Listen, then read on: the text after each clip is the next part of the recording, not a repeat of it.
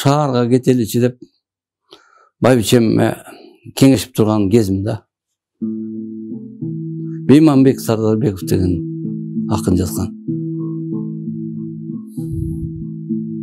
Экөөбүз баш кошкондо айылда турбайбыз деп, шаарда жакшы жашоо, шаардан жыргайбыз деп, калтырып ат энени, киндик кан тамган жерди ээрчишип келген элек. Арадан жылдар өттү, жашыбыз бир топ кетти, жыргалды биз көрдүкпү, ачыгын айтсак кепти. Жашайбыз ижарада, каттабайт киши кара, келишпейт туугандарда, барбайбыз биз аларга, себеби маянабыз түк жетпейт айдан айга. Туугандан чыгып калдык, жарабай сыйлаганга, отпуска алган малда бир барып атага, алпары ашмышкө чай, сурамыш болуп ал жай, качабыз кайра шаарга.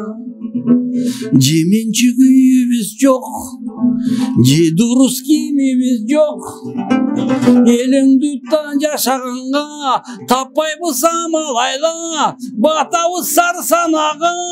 Оюбузда акча, акча, акча, акчаңай, тыйынды экономдоп гезитке жазылбайбыз, барууга биз кинолоп, чөнтөктөр батынбайбыз, эл барса театрга, биз болсо үйдө гана көрөбүз телевизор, шүгүр деп ошого да.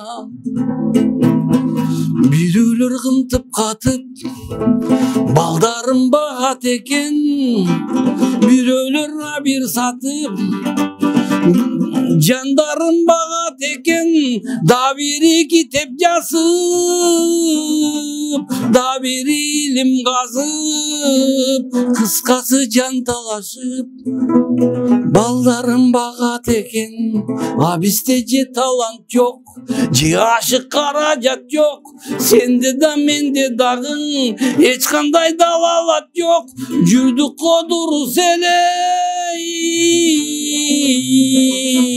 Тонолгон байкушка окшоп, тойдум мен шаарына, тойдум мен баарына, болду эми жетет жетет, өтүнөм акыркы ирет, балдардын энекеси айылга кетеличи, айылга кетсе кантет, айылдан иштеш керек.